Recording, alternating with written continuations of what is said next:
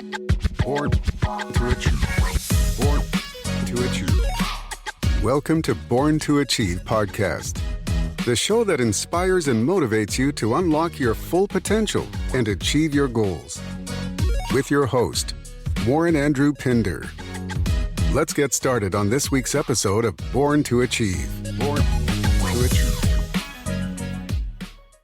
I am born to achieve greatness, and so are you. On this episode of the Born to Achieve Greatness podcast, we have as our guest, Jeff, who is Walt Disney's historian and author of 2 best-selling books, The Wisdom of Walt and Life Lessons from Walt, each capturing the details of this entertainment legend's life and the lessons his successes and failures can teach us all. Motivational speaker and workshop presenter, Jeff channels his love for Disney into engaging life and virtual experiences for audiences, helping them learn life's greatest lessons and discover the foundation of the magical destinations loved around the world.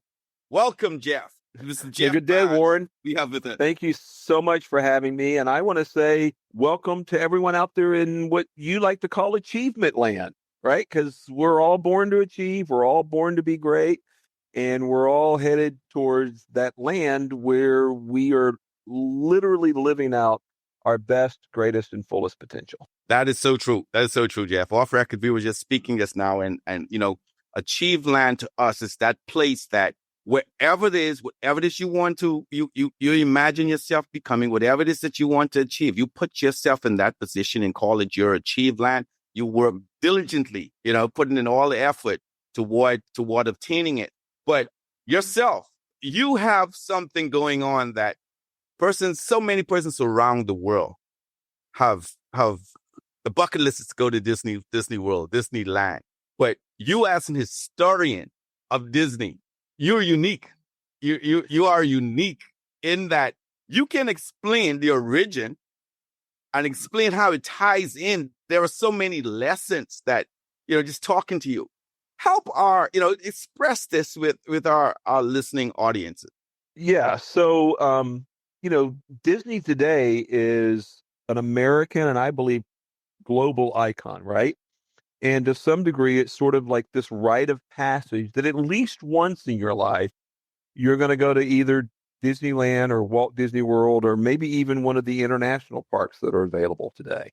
And what a lot of people don't realize is Walt Disney is more like every single person listening to this podcast and listening to this show than you could ever possibly imagine. So what do I mean by that? Well, first of all, he had a very difficult childhood. So if you're listening and you had a difficult childhood, check that box. Had a very challenging relationship with his father. So if you ever had a challenging relationship with one of your parents, that's another box you can check. Yeah. And he failed. If you've ever failed, check that box. But you better have multiple boxes, because Walt Disney didn't just fail once. He failed over and over and over again. And so when we think of Walt today, we associate him, of course, with Mickey Mouse and Snow White and the Seven Dwarfs, Disneyland. And what we fail to recognize is Walt did those even though he first failed. And he did them even though no one believed that any of it was possible. This past week was the 70th anniversary, the 70th birthday for Disneyland. And it's been said when Walt was constructing that park, he did not have a friend in the world because no one believed in it. To include his own wife and his own brother, Walt didn't care. He took action and he achieved greatness regardless of what anybody else thought and regardless of what anybody else said. Warren, it's not what you believe. It's how hard you believe it. Wow. And Disney believed in himself and believed in his dreams. Wow. That means that there, literally, right? You just tie that into our daily lives, because all of us have failed, and for whatever reason, but the belief, and you're going to fail again. You're going to fail again. But it's how you get up and how you treat, your dream. Do you change your mind? or you stay the course. You stay the course. Right. And this is what I'm saying, because he saw a vision. The vision, he saw something so powerful that will entertain the world. Thank you for joining today's podcast. We'll be right back. Achieve Man, written by Warren Andrew Pinder and Dominique Bradford. This book passionately focuses on the challenges women have been made to go through and how to overcome them. In some cultures, being a woman disadvantages the girl child. This book carefully exposes the hurdles you might face. This masterpiece is the ultimate self-help guide for women. It reveals your true purpose and identity. Get your copy today. Available from Amazon. We now return to today's podcast. Key into those lessons that persons, when they go to Disneyland, right? Let them know behind the scene. What was it that he's trying, that he, in his vision 70 years ago, what did he see that today no one else saw. We enjoy? Yeah. So first of all, and I did 3 presentations last week, and the audience really struggled with this question. How many amusement parks were there in the United States in 1955 when Disneyland opened? And I'll get answers like 0. Yeah, take a guess. What would your guess be? Truthfully, at least 1. Okay. More than 2,000. Oh, wow. And nobody wanted anything to do with them because the workers were unsavory. The public spaces were dirty. The rides weren't safe. I mean, when Walt told his wife, Lily, we're going to build an amusement park, she looked at him and said, why in the world would you want an amusement park? Wow. And she then protested, saying, those places are filthy. And Walt said, that's the point. Mine will be clean. And so whatever business you're in today, look at the reputation, look at like the sticky points for the guest, for the consumer, for the customer, and figure out a way to flip that and deliver the exact opposite. That's the first step toward a greatness and achievement in whatever industry you are in. And then secondly, Walt most wanted to be remembered not for Mickey Mouse, not for Snow White, not even for Disneyland. Walt wanted to be remembered as a storyteller. And so when he opened Disneyland in 1955, he doesn't give us just another amusement park that only engages us physically. He gives us a story park, a park that challenges us mentally and engages our imagination. So think about, what story is your life telling? What story is your business telling? What story are your customers walking away with and sharing with any and everybody else? And so Disneyland opens not as another amusement park, but as a theme park that is telling stories. And when you go to Disneyland or even Magic Kingdom at Walt Disney World, the first street you step onto, of course, is Main Street, USA. Yes. Single entrance in, single exit out. Why? Walt wanted to control the opening shot and the closing scene, knowing you only have one chance to make a great first impression. And Main Street, USA is that great first impression.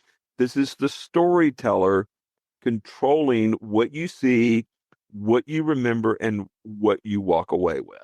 And then once you get down to the castle and the central hub, there's all of these different lands, right? And Walt isn't interested in micromanaging us. He's going to let us go, but only after he's given us the opening scene and only after he has controlled that very first impression. So again, think about your life as a story. What kind of impression are you making on people? Think about your business as a story. What do people see the second they drive into your establishment, i.e. the parking lot? I mean, Walt was meticulous down to the parking lot at a Disney park.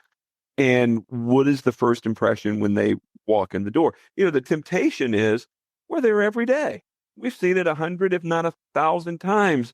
We don't view it through the customer's first impression eyes. Walt never forgot what it meant to be a consumer of his content. And he wanted to make sure that it connected with you in a very powerful and a very emotional way. And then lastly on that end, at the end of Main Street is Sleeping Beauty Castle. Now, when Disneyland opens in 1955, Main Street isn't just a replication of Walt's hometown in Marceline, Missouri, where he lived from ages 4 to 9. Some of the only good memories that Walt had from his childhood. But it is really the best and most idealized version of Main Street that represents the hundreds of Main Streets that existed in the United States in the 1950s. And so it feels familiar. Like I've been here. I've never been to Marceline. I've never been to Disneyland, but I grew up in a town that had a Main Street. And Yes. so I know what this looks like. I know what this feels like. But no one grew up with a medieval castle at the end of their street. No one. Yes. And we can't get down to that castle far enough. And so you have to ask yourself, what am I doing that's a little bit weird? What am I doing that's a little bit different? What am I doing that's way more compelling than any of my competitors? Yes. That's the imagination. That is. Yeah, I love what Albert Einstein said. Knowledge or education is limited. And I was in higher ed for 22 years. And trust me, it's limited. Imagination is everything. And Yes. so the currency in our world isn't money. It's not status, right? The currency are your thoughts. The currency are your ideas. The currency is your imagination. And then more importantly, having the courage to take action on those Yes. thoughts, take Yes. action on those dreams, take action on that imagination. The origin story for Disneyland goes back to the 1940s when Walt had 2 young daughters, Diane and Sharon. And despite his busy schedule, every Saturday afternoon was Daddy's Day. And they would go to a variety of locales here in Southern California, but their favorite place to go, Warren, was a little merry-go-round in Griffith Park.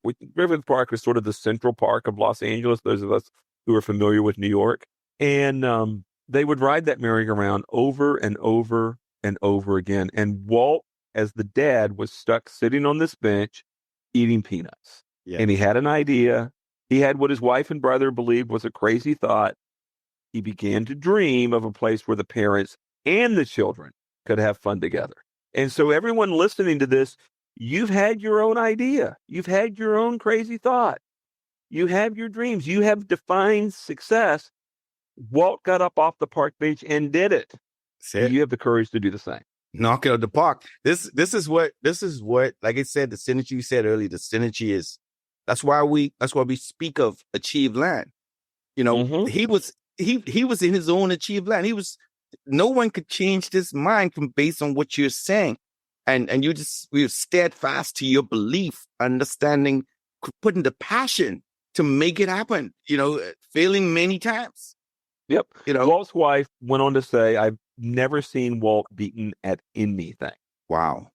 And think about it. This is an individual whose first studio went bankrupt in less than 18 months when he was only 21 years old. Wow. This is an individual who lost his first successful cartoon character. Walt once said, we can never forget it all started with a mouse. That's not really true. It started with Oswald the Lucky Rabbit, who he lost in 1928 and is staring bankruptcy in the face for the second time in 5 years. And out of that crisis, he's then forced to come up with Mickey Mouse. Wow. And this is the same individual whose brother did not believe they should be spending the money to make Snow White and the Seven Dwarfs. And this is the same individual whose brother and wife believed to their dying day that Disneyland would be bankrupt, shuttered, and forgotten in 6 months or less. Let me ask you, did they see the opening of Disneyland? They did. White. Yep. In fact, this is how I close my keynote, Warren. When Walt went to Lily and said, we're going to build an amusement park, again, her protest was, those places are filthy. Walt's response, that's the point, mine will be clean. He then goes to Roy and says to Roy, we're going to build an amusement park. And Roy says, Walt, you have had some crazy ideas in your day. I've been doing this with you for 30 years now. I'll tell you what, we are not building an amusement park.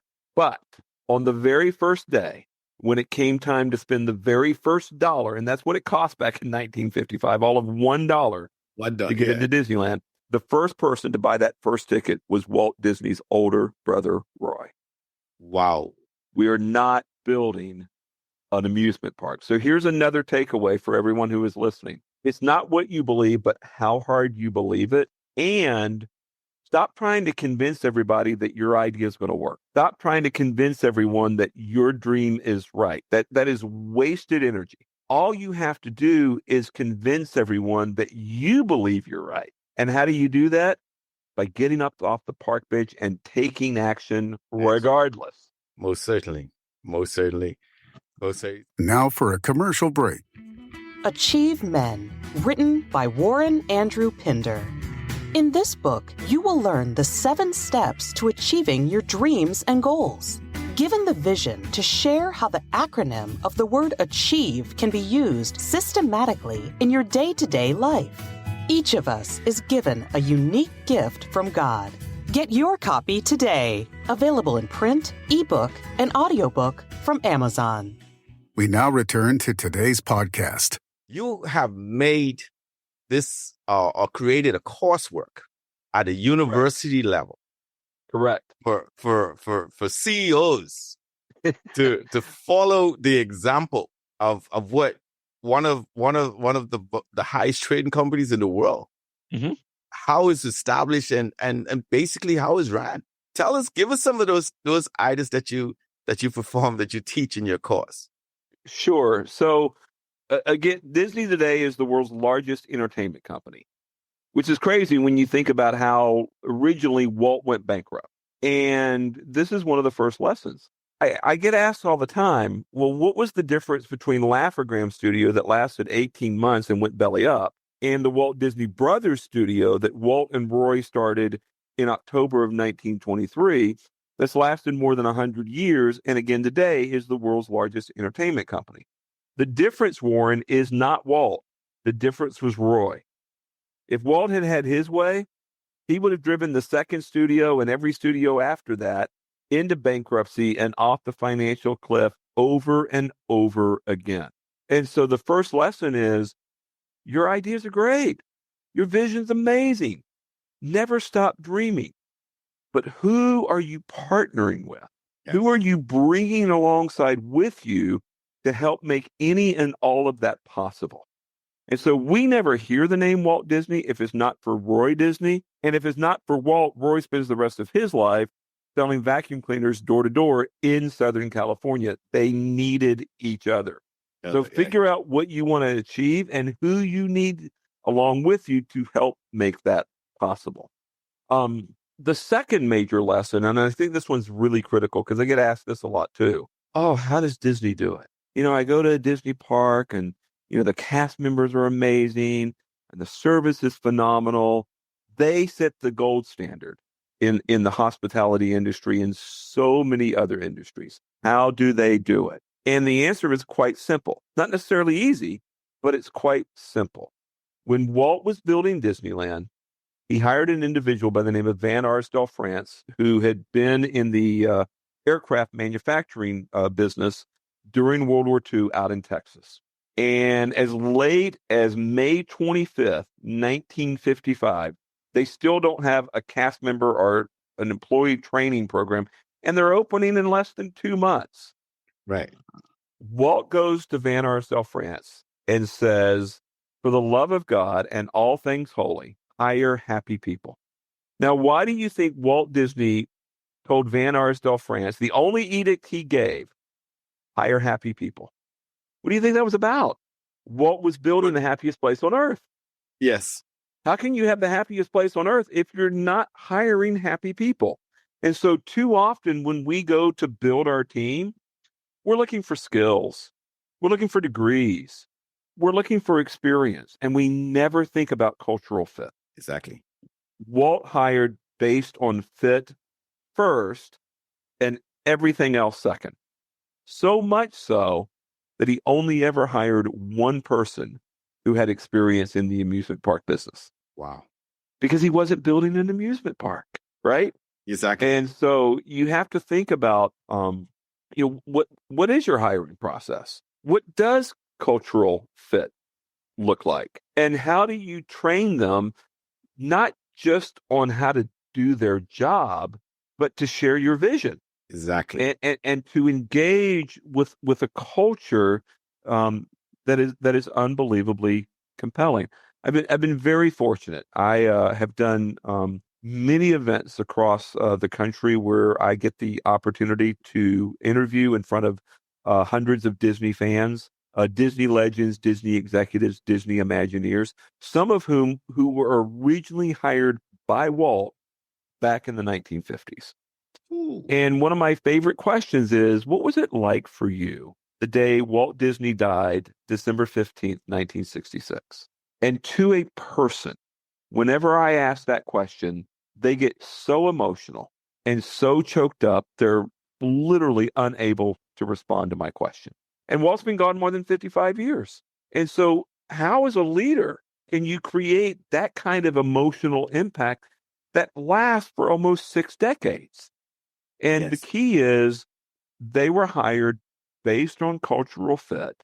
Walt drew out of them skills, talents, and abilities that they themselves had no clue that they possessed.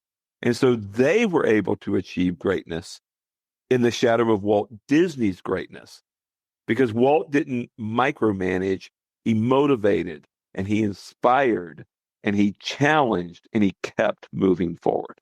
Wow. Profound. Profound.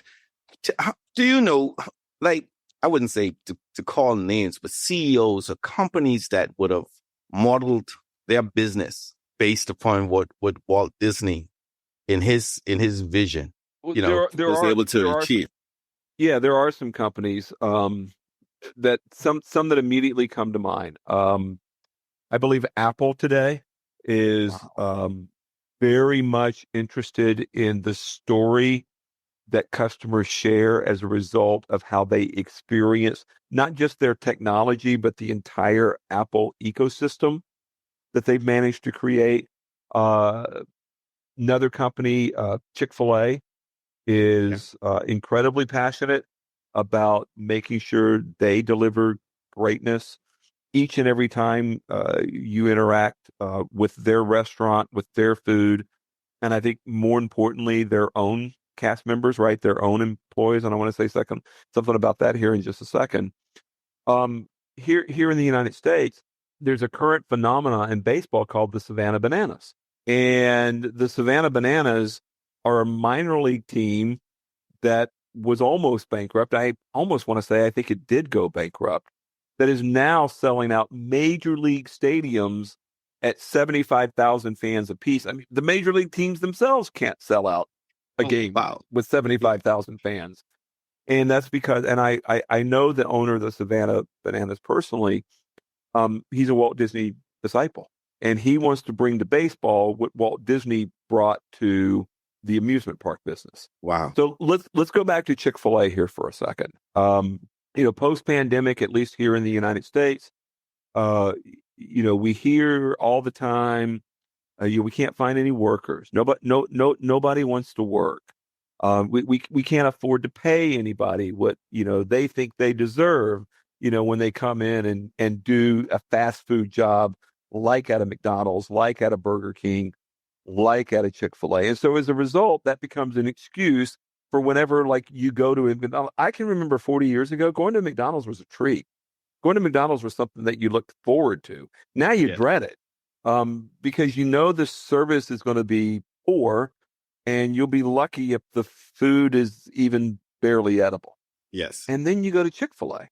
Or here in Southern California, you go to In-N-Out and they are crushing it. Yes. And so the question becomes, well, if the problem is cost and the problem is workers and the problem is no one in the current generation wants to put in any effort, well, why is that not true for Chick-fil-A?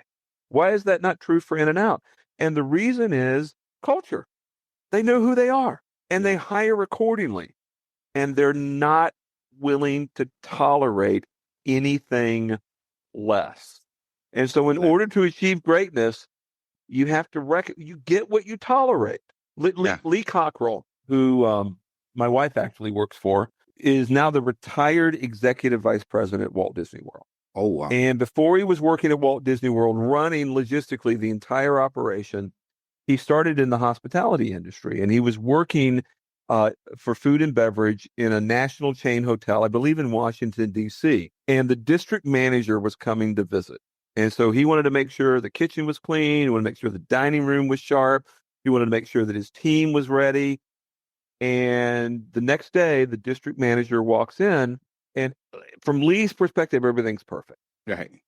The first thing out of the district manager's mouth is, Lee, you've got flies. Wow. And Lee knew he had flies because they had this dumpster in the parking lot behind the kitchen, and they couldn't keep the dumpster clean. And the machine that they had to like blow the flies out when they would try to come into the building had broken down, and they hadn't figured out how to fix that or how to replace that. And so Lee starts giving him these very reasonable reasons for why they had flies, and it was all because of this dumpster and this broken machine. Yes. And the district manager looks at him and says, Lee, if you have flies, it's because you like flies. Exactly. You don't want to fix it. Yeah. And so you can have your dream, you can have success, or you can have your excuses. You cannot have both. Exactly. Thank you for tuning in to this episode of Born to Achieve. Born to Achieve. We hope you found it informative, inspiring, and motivating. Born to Achieve. If you enjoyed this episode, please share it with your friends and family. Stay focused on your goals, and we'll see you on the next episode of Born to Achieve. Take advantage of this incredible opportunity. Sign up today and claim your free ebook at www.borntoachievegreatness.com. Follow us on Facebook at Achieve Movement Inc.